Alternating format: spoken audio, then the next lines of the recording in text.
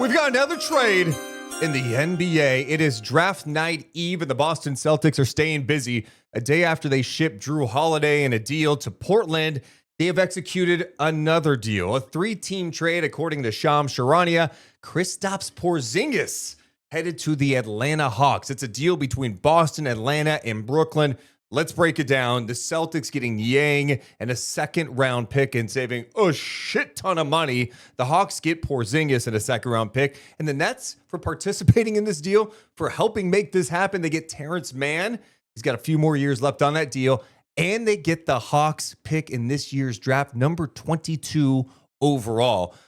Let's start with Boston.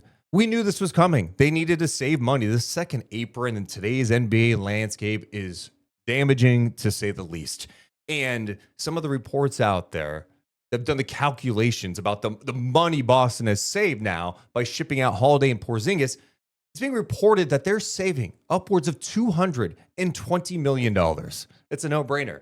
And it's tough, right? You've got two guys who helped you win a championship. And Drew Holiday obviously has a lot of fans in Boston for what he does off the floor, too.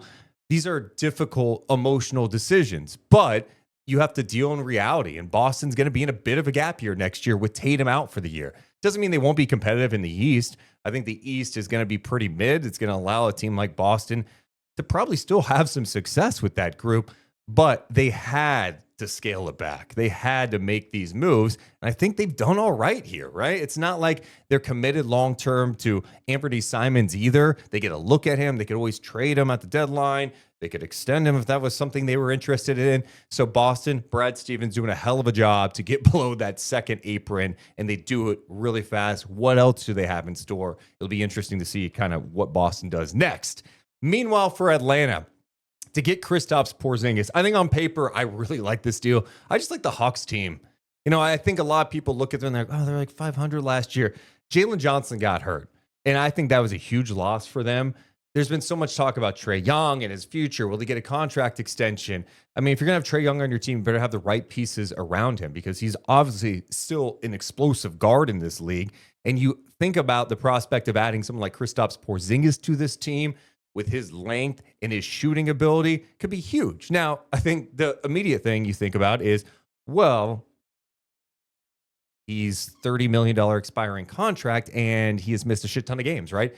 He played 57 games his first year in Boston, 42 games this past year, and we saw him in the playoffs looking like, is he okay? Like, what is this illness he's dealing with? Now, today on Instagram, he posted that everything's good with him. He feels great.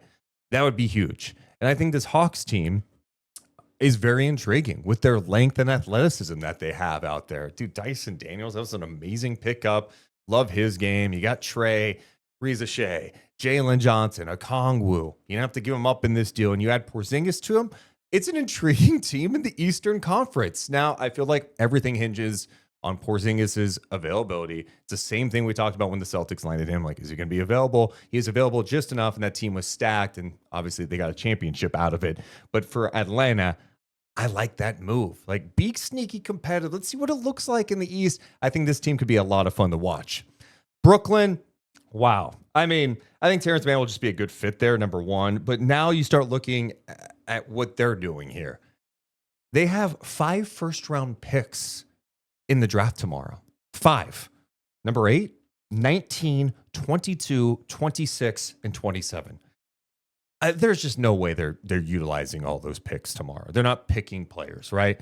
So are they trying to move up a couple of spots? Are they trying to make some other trades? Are they selling off picks? I think it's going to be fascinating to see what the Nets do. But to have 5 first-round picks? Wow. Let me know how you're feeling about this trade overall. What do you think it does for the Atlanta Hawks?